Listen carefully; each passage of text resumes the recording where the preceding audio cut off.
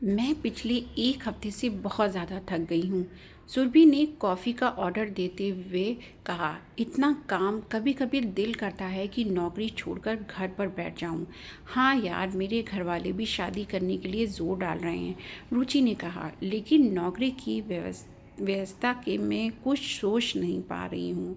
कीर्ति का ठीक है, शादी का झंझट ही नहीं पाला उसने। कुछ भी करो, साथ रहने का मज़ा लो और शादी के बाद के झंझट से मुक्त रहो।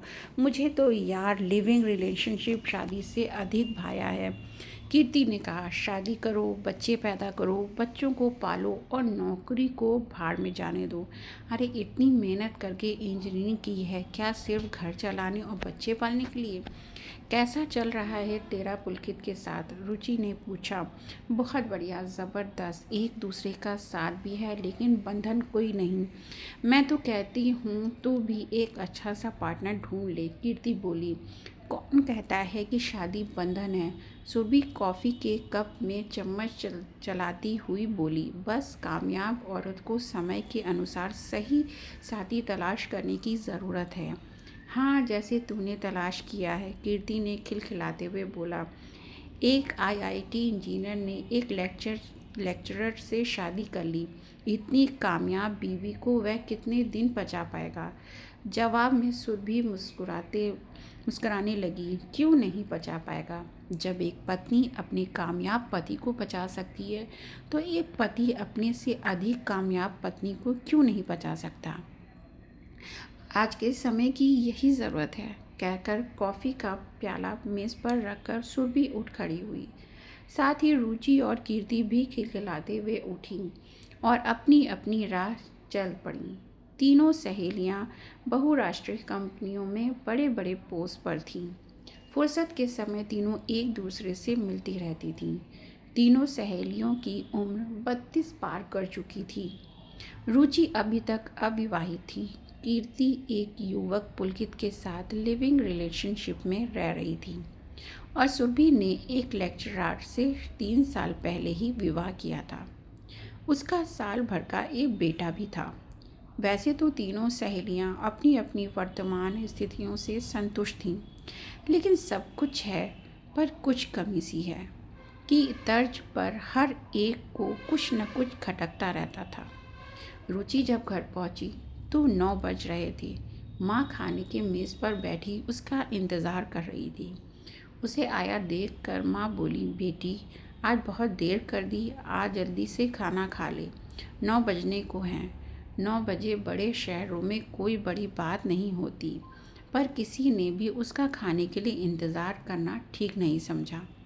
भाई अगर देर से आए तो उनके लिए सारा परिवार ठहरता है। आखिर वह अपनी सारी तनख्वाह इसी घर में तो खर्च करती है। माँ की तरफ बिना देखे रुचि अंदर चली गई। बाथरूम से फ्रेश होकर निकली तो माँ प्लेट में खाना डाल रही थी।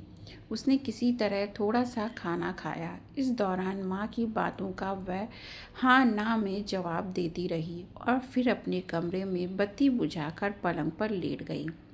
दिन भर के काम से शरीर पूरा थक चुका था, लेकिन हृदय के अंदर समुद्री तूफान चल रहा था। लंबे चौड़े पलंग ने जैसे उसका अस्तित्व ही शून्य बना दिया था। रिश्ते तो कई आते हैं पर तय हो ही नहीं पाते, क्योंकि या तो उसे अपनी वर्तमान नौकरी छोड़नी पड़ती या फिर लड़के का रुतबा उसके बराबर का नहीं होता, और दोनों ही स्थितियां रुचि को स्वीकार नहीं थी। इसी कारण शादी टलती जा रही थी। वह हमेशा ही सही निर्णय की स्थिति में रहती थी।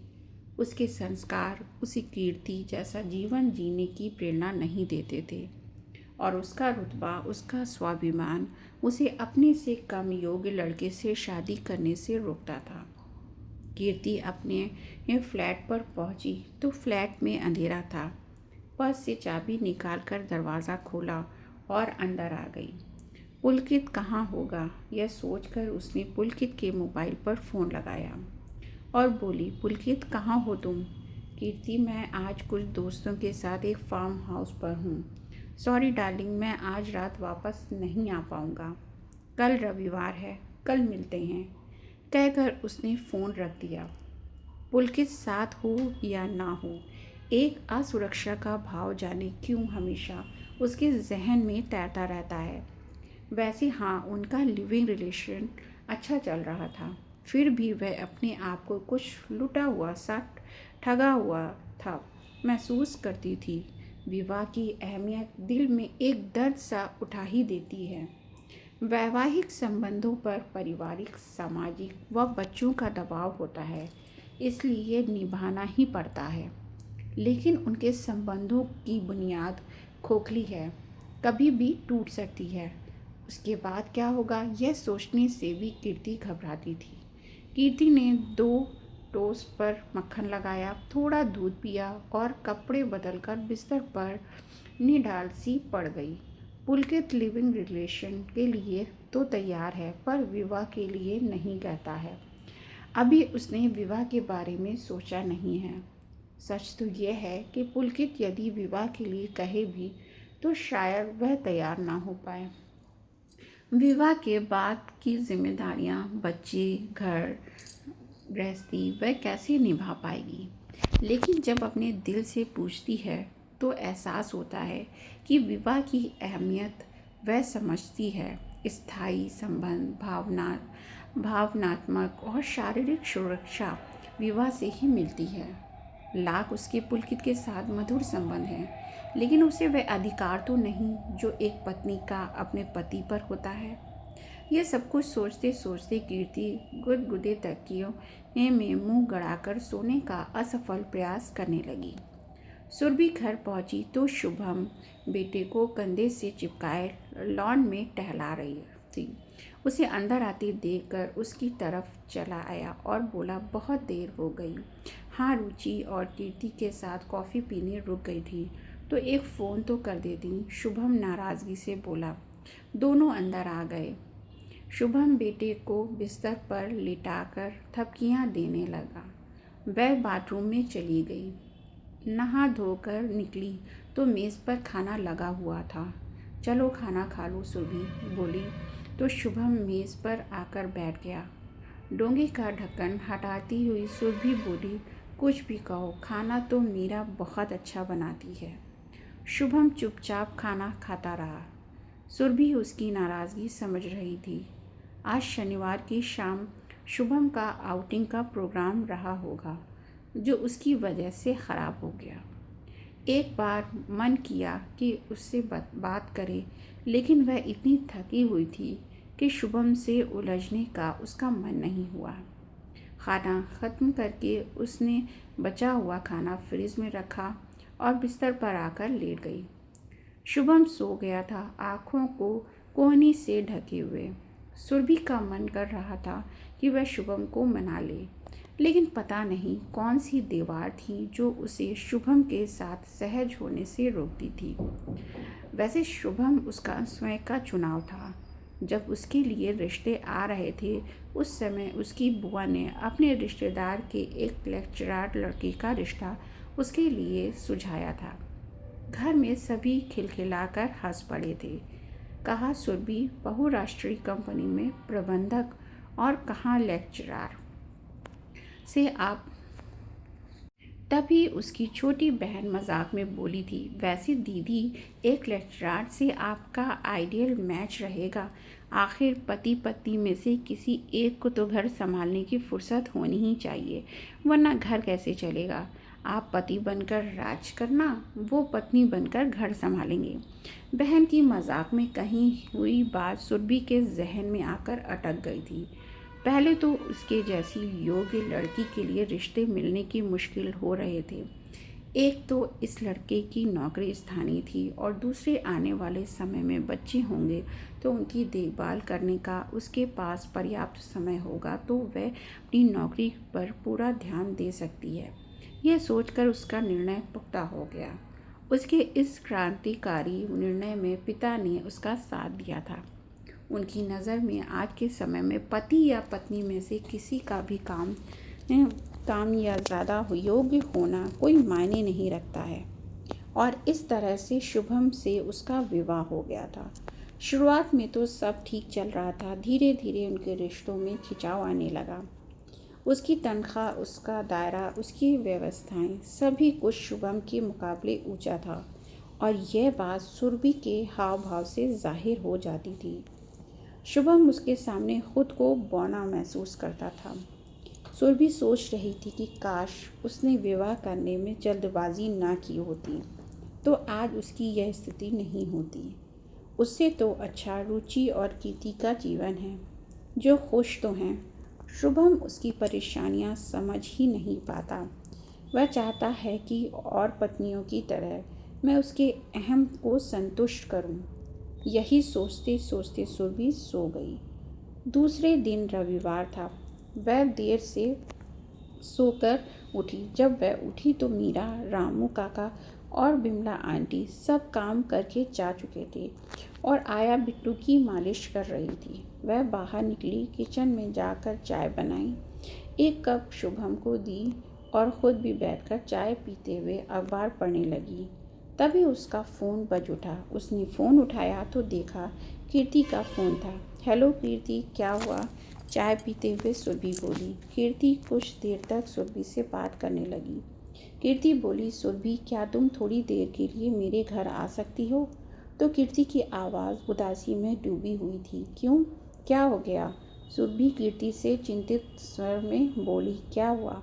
कीर्ति बोली, बस घर पर अकेली हूँ, रात भर नींद नहीं आई, बेचैनी सी हो रही है, मैं अभी आती हूँ कहकर सुरभि उठ खड़ी हुई। शुभम सब कुछ सुन रहा था। उसका तना हुआ चेहरा और भी तन गया। वह तैयार हुई और शुभम से बोली, अभी आती हूँ कहकर बाहर निकल गई। कीर्ति के फ्लैट पर सुरभि पहुंची तो वह उसका इंतज़ार कर रही थी। बाहर से ही अस्त व्यस्त घर के दर्शन हो गए। वह अंदर बेडरूम में गई तो देखा कीर्ति सर पर कपड़ा बांधे बिस्तर पर लेटी हुई थी। कमरे में कुर्सियों पर हफ्ते भर के उतरे हुए मैले कपड़ों का ढेर पड़ा हुआ था। कहने को तो पुलकित और कीर्ति दोनों ही ऊंचे ओहदे पर कार्यरत थे। उनके घर को देखकर ज़रा भी नहीं लगता था कि यह दो समान विचारों वाले इंसानों का घर है। क्या हुआ कीर्ति? उसके सिर पर हाथ रखती हुई बोली सुरभि। पुलकित कहाँ है? वह अपने दोस्त के साथ शहर से दूर किसी फार्म हाउस पर गया है और मेरी तबीयत रात से ही ख़राब है। दिल बार बार बेचैन हो उठता है, सर में तेज़ दर्द है। इतना बताते हुए कीर्ति की आवाज़ भर गई। सुरभि के दिल में कुछ कसक सा गया। यहाँ कीर्ति इसलिए दुखी है कि पुलकित कल से लौटा नहीं और उसके पास शुभम के लिए समय ही नहीं, तो इसमें घबराने की क्या बात है? रात तक पुलकित लौट आएगा। सुरभि बोली, चल अब तुझे डॉक्टर को दिखा लाती हूँ, उसके बाद मेरे घर चलना है। बात रात तक आने की नहीं है। कीर्ति बोली, पुलकित का व्यवहार कुछ समय से बदल रहा है। वह अक्सर ही मुझे बिना बताए अपने दोस्तों के साथ चला जाता है। कौन जाने उन दोस्तों में कोई लड़की हो। बोलते बोलते कीर्ति की रुलाई फूट पड़ी। लेकिन तूने कभी कहा नहीं, क्या कहती कीर्ति? थोड़ी देर चुप रही। वह मेरा पति तो है नहीं जिस पर कोई दबाव डाला जाए। वह अपने फैसले के लिए आज़ाद है, कीर्ति बोली। और कीर्ति सुरभि की बाह पकड़कर रोने लगी। तूने अपने जीवन में सबसे सही निर्णय लिया है। तेरे पास सब कुछ है, सुकून भरा घर, बेटा और तुझे मान सम्मान देने वाला पति। पर मेरे और पुलकित के रिश्ते का क्या है? कौन सा आधार है जो वह मुझसे जुड़ा रहे? आखिर इस रिश्ते का और इस जीवन का क्या भविष्य है? एक उम्र निकल जाएगी तो मैं किसके सहारे जीऊँगी? जीवन सिर्फ जवानी की सीधी सड़क ही नहीं, कीर्ति बोली। इस सीधी सपाट सड़क के बाद एक सकरी गली भी आती है। घोर अंधेरे में जब ये गली मुड़ती है ना, तो एक भयानक खाई आती है बुढ़ापे की, और जीवन का वही सबसे भयानक मोड़ है। तब मैं क्या करूँगी? कहकर कीर्ति रोने लगी। शुभम तुझसे कुछ कम योग्य सही, लेकिन तेरे जीवन की निश्चिंतता उसी की वजह से है। उसे खोने का तुझे डर नहीं, घर की तुझे चिंता नहीं, बेटे के लालन पालन में तुझे कोई परेशानी नहीं। रोती रोती कीर्ति बोली, मेरे पास क्या है? पुलकित का मन होगा तब वह मेरे साथ रहेगा, फिर उसके बाद सुरभि हतप्रभ हो कीर्ति को देखती रह गई। उसकी आंखों में, उसके चेहरे पर असुरक्षा के भाव थे। भविष्य की चिंता थी, लेकिन क्यों? कीर्ति खुद इतने ऊंचे पद पर कार्यरत थी। आज इस आज़ाद ख्याल से जीवन जीने वाली ही हिमायती कीर्ति के मन में भी पुलकित के जाने का डर है। जीवन में अकेले रह जाने का डर है। पुलकित के बाद दूसरा साथी बनाएगी, फिर तीसरा, फिर चौथा, और उसके बाद जैसे एक विराट प्रश्न चिन्ह सुरभि के सामने आकर टंग गया था। वह तो अपनी नौकरी के अलावा कभी किसी बारे में सोचती ही नहीं। बस शुभम का अपने से कम योग्य होना ही उसे आकर्षता करता रहता है, और इस बात से वह दुखी होती रहती है। पुलकित कहीं नहीं जाएगा, सुरभि बोली। आ जाएगा रात तक, तुम्हारा भ्रम है, वह कीर्ति को दिलासा देती हुई बोली, और दिन भर के लिए उसके पास रुक गई। शाम को जब वह घर पहुंची तो घर पर रुचि को अपना इंतज़ार करते पाया।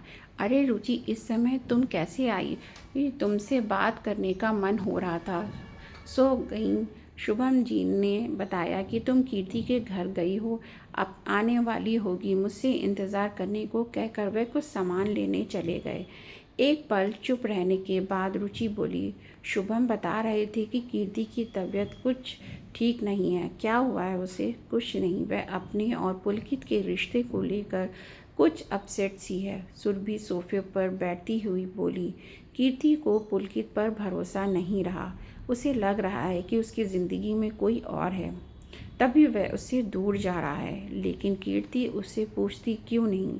रुचि रोश में आकर बोली, किस बयां पर रुचि? आखिर लिविंग रिलेशन का यही मतलब है कि जब तक बनी तब तक साथ रहें, वरना अलग होने में विवाहित रिश्तों जैसा कोई झंझट नहीं है। और तो सुना कैसी है? थोड़ी देर बाद रुचि बोली, बस ऐसे ही, मैं भी कल से बहुत परेशान सी थी। घर में रिश्ते की बात चल रही है, एक अच्छा रिश्ता आया है। सब बातें तो ठीक हैं, पर लड़का मुंबई में कार्यरत है, उसके लिए मुझे नौकरी छोड़नी पड़ेगी। इसी बात पर घर में हंगामा मचा हुआ था। पापा चाहते थे कि मुझे चाहे नौकरी छोड़नी पड़ जाए, पर मैं उस रिश्ते के लिए हाँ कर दूं। इसी विवाद से परेशान होकर मैं थोड़ी देर के लिए तेरे पास आ गई। तो क्या सोचा है तूने फिर? रुचि बोली, सोचा तो था कि मना कर दूंगी। रुचि खींच कर सुरभि के पास बैठी हुई बोली, लेकिन कीर्ति के बारे में जानने के बाद अब सोचती हूँ कि हाँ कर दूँ। आज की पीढ़ी अपनी महत्वाकांक्षाओं के जाल में उलझी हुई है। विवाह और विवाह के बाद की जिम्मेदारी से दूर भाग रही है। लेकिन जैसे जैसे उम्र आगे बढ़ती है, पीछे मुड़कर देखने का मन करता है। अगर 10 साल बाद कोई समझौता करना है तो फिर आज क्यों नहीं? पल भर के लिए दोनों सहेलियां चुप हो गईं। तूने सही किया और समय से निर्णय ले लिया। फिर भी सभी को कुछ ना कुछ समझौता तो करना ही पड़ता है। मुझे अपनी नौकरी छोड़नी पड़ रही है और कीर्ति को भविष्य की सुरक्षा, लेकिन तेरे पास सब कुछ है। शुभम तुझसे कुछ कम योग्य सही, लेकिन अयोग्य तो नहीं है ना। पहले ये लड़कियां इतनी योग्य भी नहीं होती थीं, तो उन्हें अपने से अधिक योग्य लड़के मिल जाते थे। लेकिन अब ज़माना बदल गया है। लड़कियां इतनी तरक्की कर रही हैं कि यदि अपने से अधिक योग्य लड़के के इंतज़ार में बैठी रहेंगी तो या तो नौकरी ही कर पाएंगी या तो शादी ही। ऐसे लड़कों का चुनाव करना जिसके साथ घरेलू जीवन चल सके, बच्चों की परवरिश हो सके, बड़े बुजुर्गों की देखभाल हो सके। अपने से लड़का कुछ कम योग्य भी हो तो इसमें कुछ भी गलत नहीं है। समय के साथ यह बदलाव आना ही चाहिए। आखिर पहले पत्नी घर देखती थी, आज ऊंचे पोस्ट पर कार्य कर रही हैं, तो पति के पास घर की देखभाल करने का समय हो तो इसमें कुछ गलत ही क्या है? यह कहकर रुचि उठ खड़ी हुई। सुरभि जब रुचि को बाहर तक छोड़कर अंदर आई तो ध्यान आया कि शुभम को बाजार गए हुए काफ़ी देर हो गई है और अभी तक वह आए नहीं। आज शुभम के लिए सुरभि के मन में अंदर से चिंता हो रही थी। तभी डोर बेल बज उठी। सामान से लदा पड़ा शुभम दरवाजे पर खड़ा था। अरे, आप इतना सारा सामान ले आए? सुरभि सामान के कुछ पैकेट उसके हाथ से पकड़ते हुए बोली। बहुत देर हो गई, मैं इंतज़ार कर रही थी आपका। सुरभि के स्वर की कोमलता से शुभम चौंक गया। बिना कुछ बोले वह अपने हाथ का सामान किचन में रखकर बेडरूम में चला गया। सुरभि भी उसके पीछे पीछे गई। सुरभि पीछे से उसके गले में हाथ डालती हुई बोली, चलो आज का डिनर बाहर करेंगे, फिर कोई फिल्म देखेंगे। आया को रोक लेते हैं, वह बिट्टू को देख लेगी। उसके इस प्रस्ताव और हरकत से शुभम हैरानी से पलटकर उसकी ओर देखने लगा। ऐसे क्या देख रहे हो? सुरभि इटलाती हुई बोली। हर समय गुस्से में रहते हो। ये नहीं कि कभी बीवी को कहीं घुमा लाओ, फिल्म दिखा लाओ। आम घरेलू औरतों की तरह सुरभि बोली तो उसकी इस हरकत पर शुभम खिलखिलाकर हंस पड़ा। फिर भी सुरभि उसके गले में बाहें डालकर उससे लिपट गई। मुझे माफ़ कर दो शुभम। सुरभि, इसमें काफ़ी माफ़ी की क्या बात है? मेरे लिए तुम्हारी योग्यता, तुम्हारी काम्य व्यवस्था, तुम्हारा रुतबा सभी कुछ गर्व का विषय है। लेकिन जब तुम मुझे ही अपनी ज़िंदगी में दरकिनार कर देती हो तो दुख होता है। अब ऐसा नहीं होगा शुभम। मेरे लिए आपसे अधिक महत्वपूर्ण जीवन में दूसरा कुछ भी नहीं है। आप में और मुझ में कोई फ़र्क नहीं। हमारा कुछ भी, चाहे वह नौकरी हो या समाज, ज़िंदगी भर नहीं रहेगा, लेकिन हम दोनों मरते दम तक साथ रहेंगे। मान अभिमान की सारी दीवारें तोड़कर सुरभि शुभम से लिपट गई। शुभम ने भी एक पति के आत्मविश्वास से सुरभि को अपनी बाहों में समेट लिया। धन्यवाद दोस्तों। ये स्टोरी अच्छी लगी हो तो स्टोरी को लाइक करें और मेरे चैनल को सब्सक्राइब करें और बेल आइकन के बटन को दबाना मत भूलें। जल्दी फिर एक नई स्टोरी के साथ मिलूंगी, तब तक के लिए गुड बाय।